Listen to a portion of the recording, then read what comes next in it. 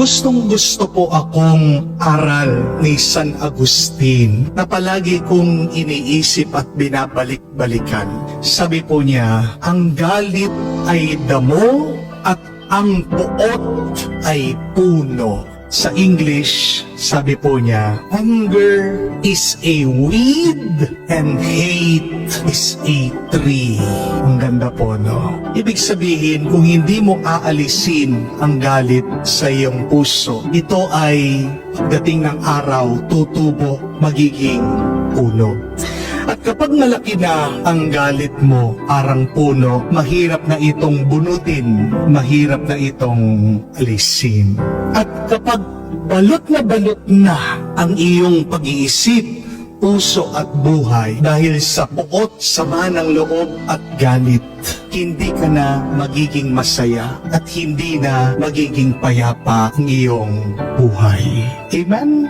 Mga kapatid, mag-ingat po kayo kapag nagagalit na kayo, pag balot na kayo sa galit.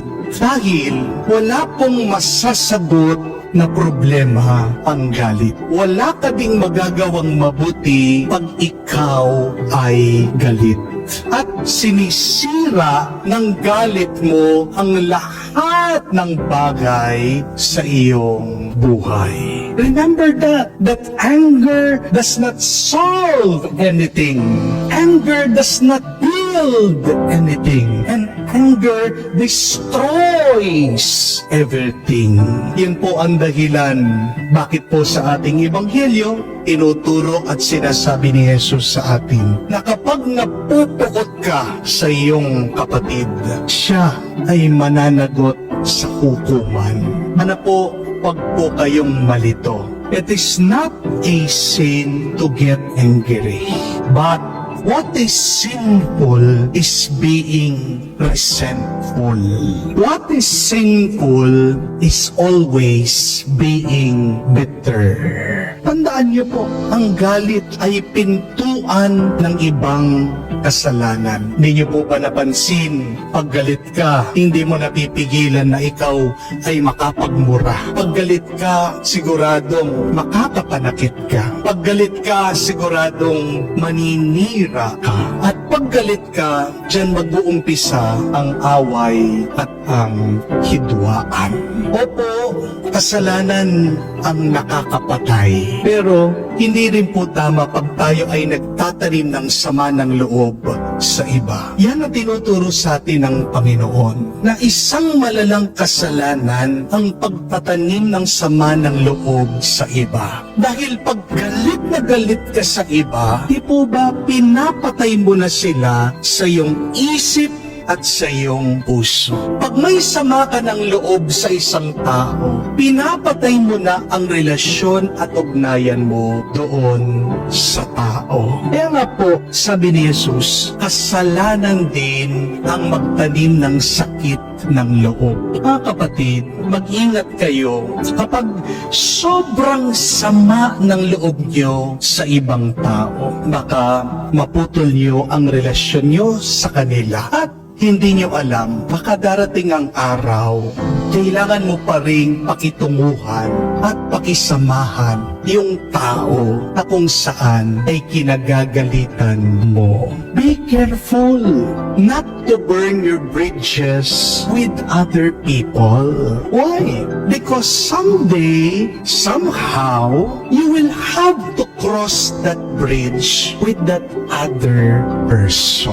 Kaya nga po, si Jesus, hinahamon tayo palagi, sinasabi, makipagkasundo ka, makipag-ayos ka, kausapin mo, lansyakin nyo anuman ang gusot ng inyong hindi pagkakaintindihan. Bakit kailangan po nating makipagkasundo sa ibang tao? Dalawang dahilan po, tandaan nyo. First, una, para hindi ka maging alipin ng iyong galit. Pag hindi ayos ang iyong relasyon sa iba, pag meron kang galit sa iyong puso, minsan wala ka ng kontrol sa iyong pag-iisip, sa iyong pagsasalita, sa iyong ginagawa. Tingnan niyo po ang taong galit na galit. nasisira ang kanyang ulo. Minsan wala siyang pinipiling lugar, wala siyang pinipiling oras, wala siyang pinipiling tao, nagwawala siya, namamahiya siya, nakakahiya siya. Kailangan nating makipag-ayos sa ibang tao para hindi po lumalim ang ugat ng ating galit. Dahil pag nag-ugat na ang galit sa iyo, mahirap nang alisin ito. Amen? Makipag-ayos tayo sa mga taong nakaaway natin.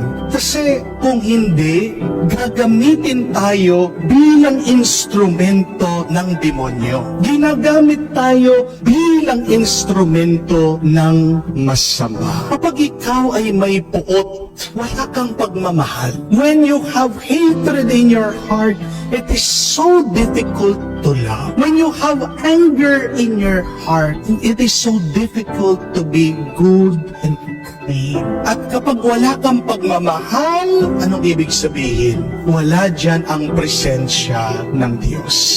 Amen? Mga kapatid, there is real power in praying. At isang magandang paraan yan para maibalik natin ang nawala at nasirang relasyon at pagmamahalan natin. Huwag tayong tumigil na magdasal. Huwag lang natin kausapin yung tao. Pero bago mo kausapin yung tao, magdasal ka. Hingin mo ang Banal na Espiritu, sabihin mo, Banal na Espiritu, tulungan mo ako, ipakita mo ano dapat ang kailangan ko sabihin para magkaayos kami nitong taong ito. Ipagdasal po natin na darating ang araw, ang Diyos gagawa ng paraan para bumalik tayo, magkaisa, mag-usap at manumbalik ang ating pagmamalasakit at pagmamahalan.